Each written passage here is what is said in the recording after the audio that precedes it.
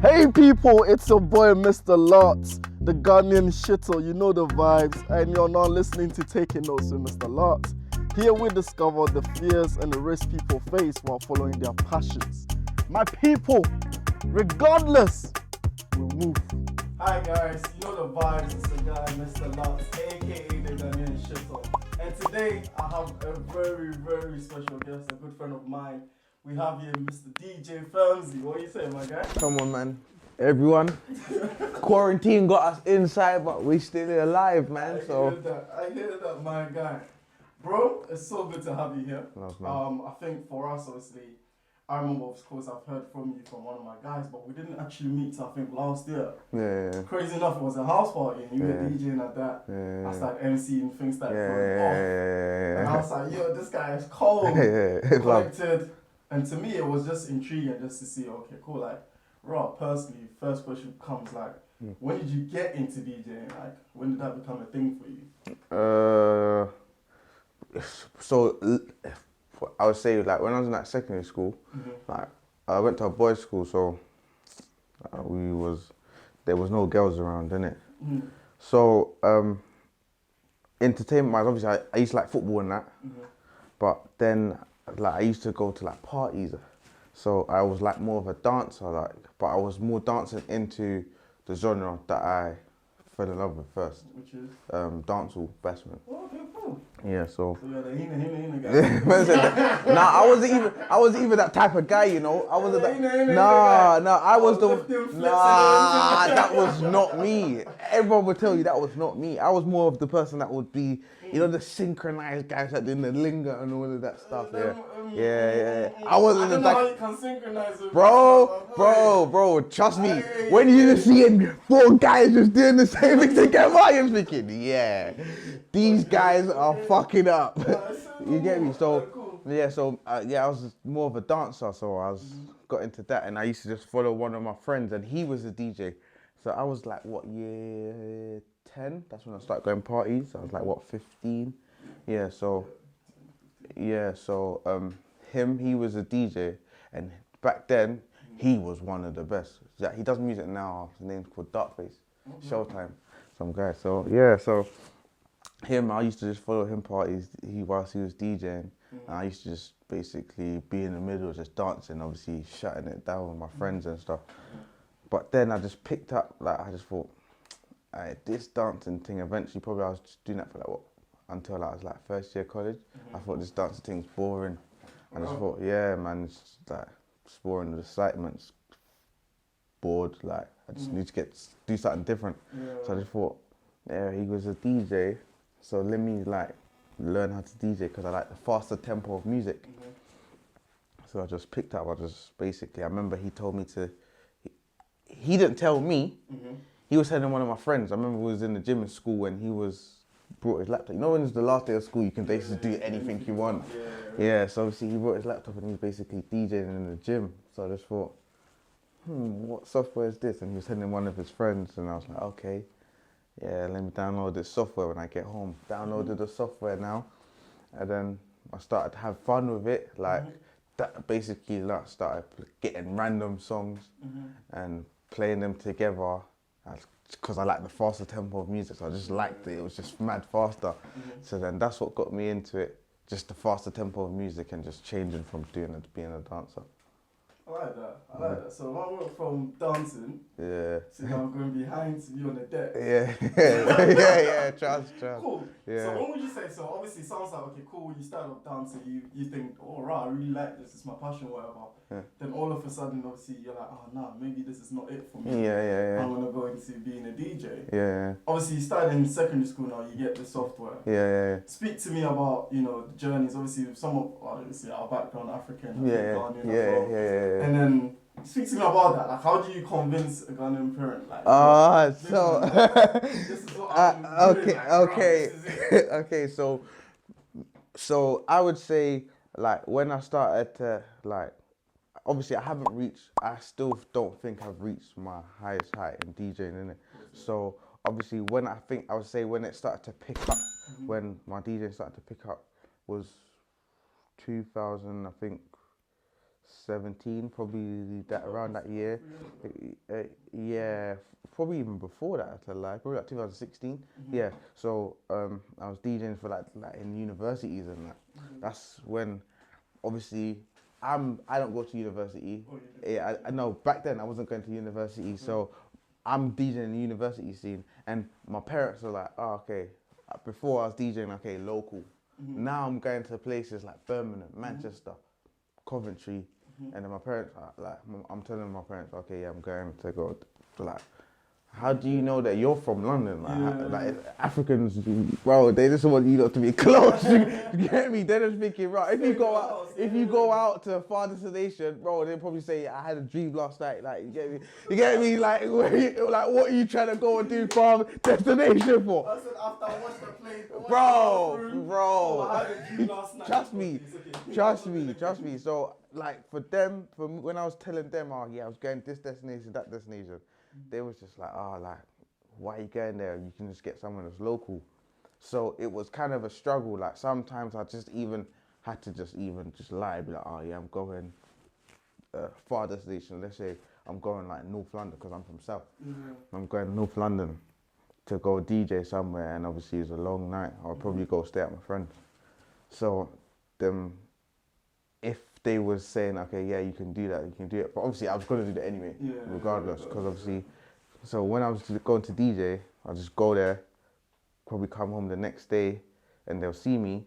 Obviously, we wouldn't speak about me DJing at the event, but because it started to get regular, I'm going to go and DJ here, I'm going to go and DJ here, they basically just stopped asking.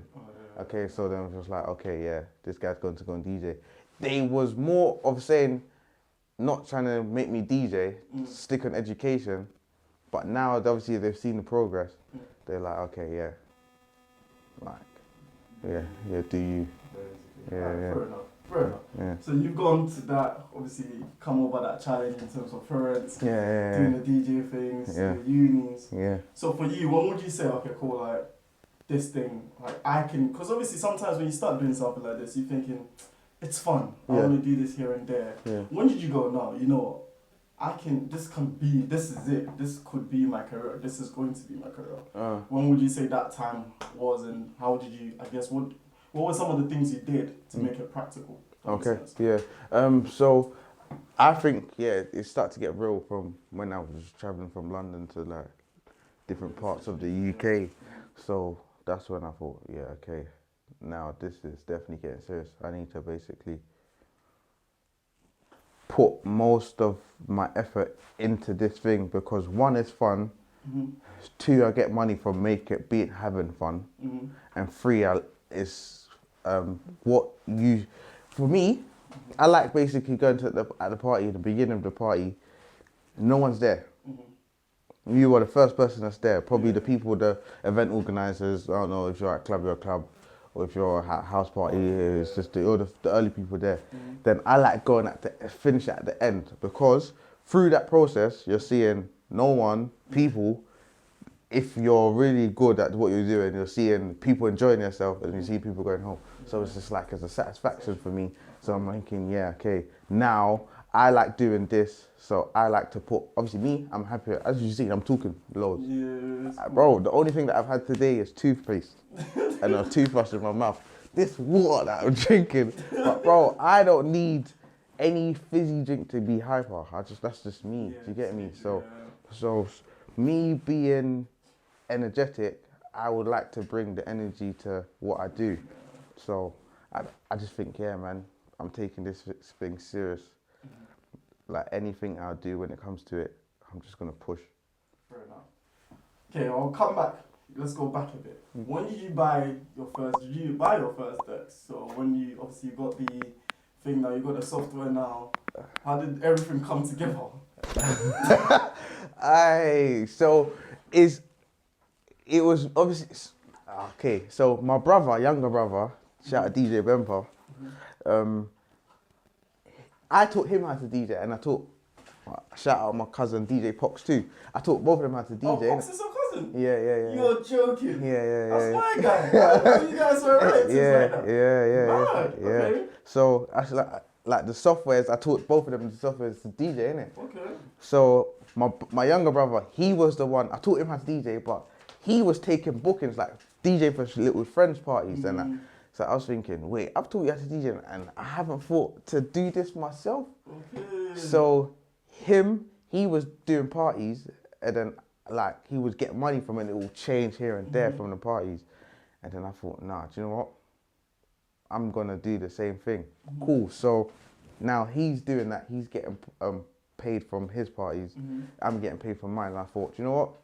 Me and you together, let's invest in DJ controllers. Our first controllers, we used to borrow it every time we had a DJ. We had a booking, an event. We used to borrow it from someone, innit? Okay. We didn't have our own. Okay. So we used to borrow it from someone. And then, so eventually, obviously, we're borrowing it. We started to get our money up. Then we just invested on our own.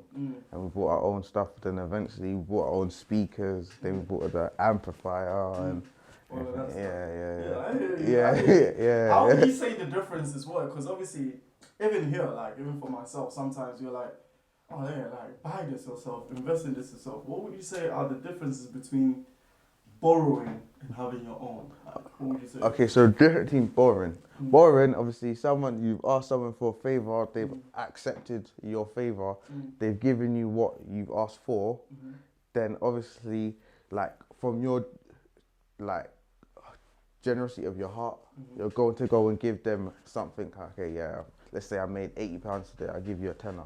Like, okay, so I'm borrowing, I'm giving it back to you, but obviously out of because I'm thinking, yeah, I'm getting money from it, so you're my friend, you're doing me a favour, I'll do you a favour, so let me give you like a tenner. Okay, you borrowed me your controller, tenner, I'll give you a tenner.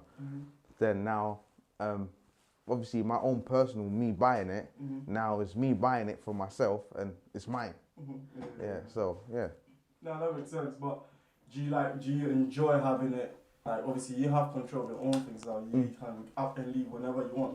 That's the beauty of that. Yeah. So one of the things you mentioned there, which is interesting, is you actually became a teacher, teaching people. Yeah. Yeah. And you end up doing it yourself. Yeah. And it's crazy to even think of that. But and obviously I know Pot's going on to do some amazing stuff. Yeah. But one of the things for you, right, that also stands out is also you are an artist DJ. So you were a DJ for Ktrap. Yeah. You know what I'm talking about? Like, how did that come about? So my younger brother was DJing for drill group called 6-7 at the time. So obviously 6-7 and Ktrap was cool. They're cool, kind of. If you do music and all this stuff, you know, the music scene, everyone kind of knows each other. So Ktrap was looking for like a permanent DJ. So he contacted my brother. My brother was like, yeah. He contacted me, was like, oh, do you want to DJ for Trap? I was like, yeah, I wouldn't mind. Obviously it's different because obviously I was known for doing just like bashment, dancehall. So obviously, me in my heart, I know I can DJ different genres, but obviously I thought, you know what, this is a new chapter into what I'm doing. Let me open it and let everyone know, okay, yeah, I can do a different genre. I'm just not one specific genre DJ. So yeah, he contacted me. Then he said he had a show. He had the rehearsals and all of this stuff, getting to know each other. Had the show. Then we had another one after because that one's basically a warm-up show. It was just a show, I'm playing his music, that was it. Okay. Then the show after was basically like kind of more of an audience where I would have to play, then he would have...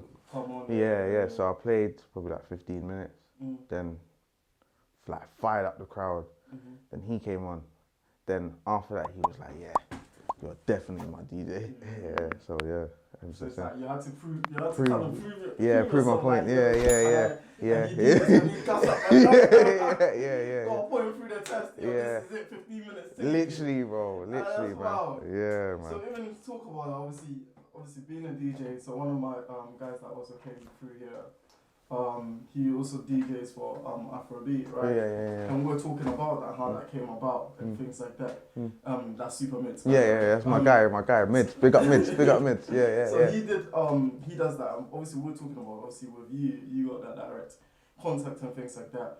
So how does it work in terms of monetary? So for you, I see, right, you post out, obviously his latest album came out, sharing that, making yourself. Yeah, you got, if you ain't listened to that, go stream that one. That is called The Street Side Effect Ktrap. Go get that. iTunes everywhere.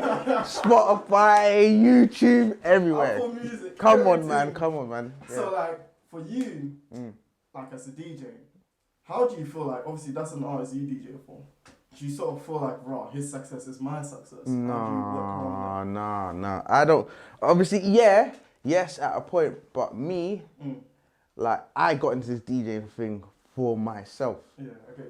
I'm not gonna be like, okay, yeah, his Ktrap is like, okay, yeah, I can rely on him.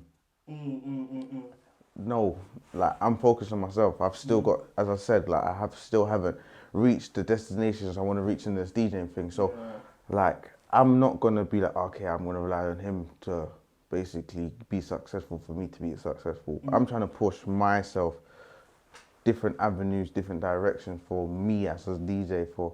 I'm trying to not basically get his light and be under his light. I need you get me, so nah, man, I wouldn't say that, no. But of course, it's important for him to sell so you guys can go out. Yeah, correct. Right? Yeah, correct. Yeah. No, I hear that. Obviously, for you going forward, obviously you mentioned this is that was a chapter in your life. Yeah. So for you, like now, what would you say? What's the goal? Because I look at your social media, and I'm going, bro. See, you've done arenas because you and Kay have gone around and done this. Yeah. You've done the uni tour thing. All of that stuff. So now for you, what is the goal? Obviously, we've had lockdown, which will come down, so we'll talk about that later. Yeah. But what is the goal going forward? Okay, so my goal personally, I would wanna basically, the person who I've since I've come in this DJ thing, I look up to is DJ Khaled. That guy is a DJ, but I don't think he's touched the decks for the last 15 years, bro. But bro, he is killing it. It's true, even when he goes to shows, bro, he's basically become MC. Bro, he's basically doing my job. He's the MC, there's trust a DJ behind DJ Khaled. Trust me. So it's like him as like producing. Obviously, my young brother, shout out DJ Bemp again, he's producing, and it's like he showed me a new avenue of like, yeah, okay, I'm DJing, you can DJ, but you can produce at the same time, so you can put your hands in two different jars, collect money from two different jars, collect cookies from two different jars, whatever you want to call it, but you get me. So he showed me, okay, yeah, you can do DJing and you can do producing also. So my goal now is basically for me to go into that producing world, obviously find the genre what I would want to like to do, because the DJing thing is like now is like I can sleep it, eat it, I'm used to it, innit? So my new goal is for me to go into the producing world and learn how to produce, and hopefully as I'm with Trap, like I can connect with other artists, then go from there. So that's my goal right now. DJ Khaled world, that's what I want to be snapping. Oh, God is great. Do you know what I mean? Bro, bro, hey, what? No, that makes sense. Yeah, man. That makes sense. So I guess what are some of, in fact, let's talk about that. Is it hard to kind of transition from DJing to learning how to produce, or do you feel like, so first you learn how to use some of the softwares, I guess learning how to produce is a bit easier? How do you find it? So, because obviously producing it's not DJing, but it's kind of similar to DJing, because obviously it's like the BPM, beats per minute. So obviously you would know your beats per minute of like what tempo you would, beats per minute is tempo, isn't it? So obviously what type of tempo you would want. So obviously, you know, like the drill stuff is basically faster, isn't it? So, or like Afro swing is kind of like medium tempo. So obviously if you find the genre that you want, then obviously you can do that, innit? So the beats per minute, obviously I've learned that from DJing. And if I didn't do DJing before, I wouldn't know about beats per minute going into producing. Do you get me? So aspects from that I've grabbed from DJing, and obviously you can put it to producing, but then producing is a whole different world as well, because then you've got stuff like the bridges you have to make, and obviously all of the big lingo. Listen, I ain't even got into producing yet, but obviously I'm just hearing my brother and that just talking about it, and obviously explaining to me little bits and bobs. So obviously, I just know the producing world is a totally different thing to it. So it's like I'm gonna have to learn it from bottom to top again, start over basically how I did DJ, and I didn't like just get onto it straight away. I had to learn how to do it. So yeah. I mean, one of the things even from speaking to you that I like already is the fact that you seem to, it's alright, like even my little brother is doing this, he does this, bruv, I'm willing to learn and take myself forward. Yeah. How important is that, to have such a mindset, to have such an attitude? I've always said, like, if you look at my friendship group, I have people that are way older than me and people that are like younger than me. Yeah. Because I feel like you can learn from anybody. Yeah. But from you, from the way you're speaking, I feel like that's the same energy that you're on. Yeah. Why do you think that's such an important attribute to have as a person, as a human, and just in general? Because in this world, till you die, there's nothing you cannot learn. You're supposed to be learning every single day. Like you learn, when you read, you're gonna grab something you didn't know. So regardless, like learning with people younger than you, older than you, your age group, you're gonna learn something regardless.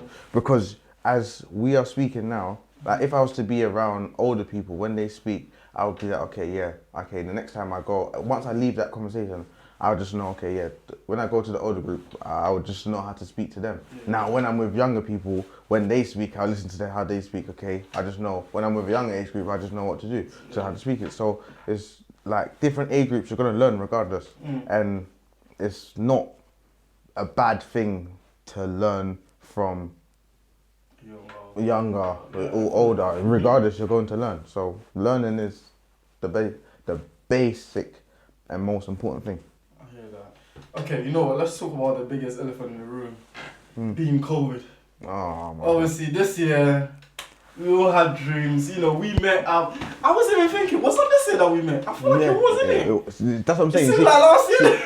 COVID got us moving like we don't know what's going on. Yeah, was it this year? Because it wasn't. It was a surprise party. It was August. I said last year. It was August. August. Yo, that's crazy. Yeah. It was actually August, isn't it? Like July, August time. Yeah, it was August still. Bro, we fully had a house party. See, that's what I'm thinking. That was last year. 10k fine. We didn't care about it. We did not care about the 10k fine. No, I don't think the fines were there.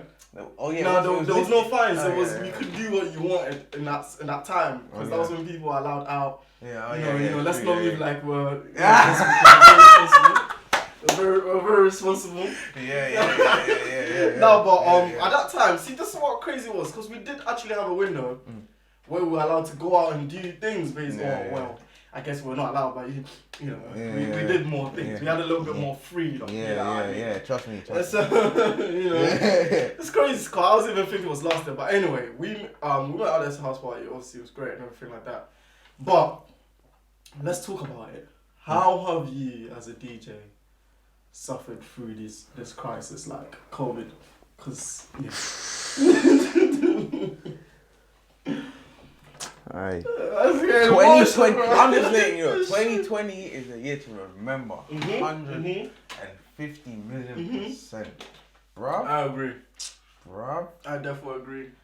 Like I remember, when it was like the COVID period. It was not in. Obviously, it wasn't really as it hit from like March. Yeah. So like from March, April, that's when COVID really hit. So before that, so like last year, cause on my phone, that's when on my calendar, that's where I put down my notes of my bookings, innit, when I'm dealing at parties. I was looking at last year compared to this year. I was thinking, oh my gosh. Especially because Ktrap dropped his album, so we would have been doing tours as well. I remember, man. Just memories, man. It's just memories. It's memories, man. This COVID thing has messed up. I was gonna swear right now. It's messed up. It's messed up bare. a lot of stuff, and it's really annoying, man. Really annoying, man. I just want the world to go back to normal, man. Seriously, because this is long. It's true. I can even feel the pain. The bags that just left our hands and things like that. Bro, I remember like, so even I'm getting a call up by a booking. Yeah. Jesus, when's the last time I got a call like this? Bro, imagine I had someone even called to book me the Saturday that I just went, sorry. Private one, innit? A private event, birthday. Obviously, he wanted to throw it in apartment, innit? Bro. Let me know if the party even happened for longer than 10 minutes. Yo, bro, locked, bro. At the fam, I was thinking, yeah, calm. Man's getting bread. I'm getting paid this booking. What, do you not take the P's before you went to the booking? No, obviously me, I do deposits first, innit? Oh, so okay. Send me a deposit, obviously that's to confirm the date. And obviously it's non-refundable. But then obviously when I get there, or obviously when I'm at the end of the night, then also when I get paid from the event, innit? I'm not a prick to be like, oh, right, yeah. As soon as I get there, give me the money, then obviously the party gets locked off and you don't get me. I'm reasonable. We're all going through COVID together. I'm not going to be a prick and be like, you're suffering, I'm suffering, you get me? So I'm not going to be like, let me just take the money and cut. So yeah, man. Yeah. So 10 minutes into the game, Bro, you know, trust me. You know you're just even picking the sides. You're going left side, I'm going right side. I haven't even picked what team I want to play yet. Man's just electric. Bro. Aye, Tam. Yeah, it's been a wild one. Hopefully, 2021 this year will be better for us. And yeah, hopefully things will be better, man. Yeah, bro. Honestly, thank you so much coming down. Love, man. Yeah, we're gonna put all your socials right here, so that people can follow you, follow what you're doing. Yeah. Thanks, man. What's the social? Oh, tell the people then what the socials are. Twitter, DJ_Furmzy. Instagram, same thing, DJ_Furmzy. SoundCloud, DJ Furmzy. You just get the drift. You just mixes. So yeah, man. Love for having me. Instagram, follow up the thing. Follow up the guy, you know how it is. This year we're doing greater and better. Wow, what an episode. Well, I hope you had a good time. I hope you took some good notes too. And remember, don't be greedy. Share this with your family, your friends, your neighbors, and even your ancestors. Stay tuned for more Taking Notes with Mr. Lartz. And remember, one more thing. We move regardless.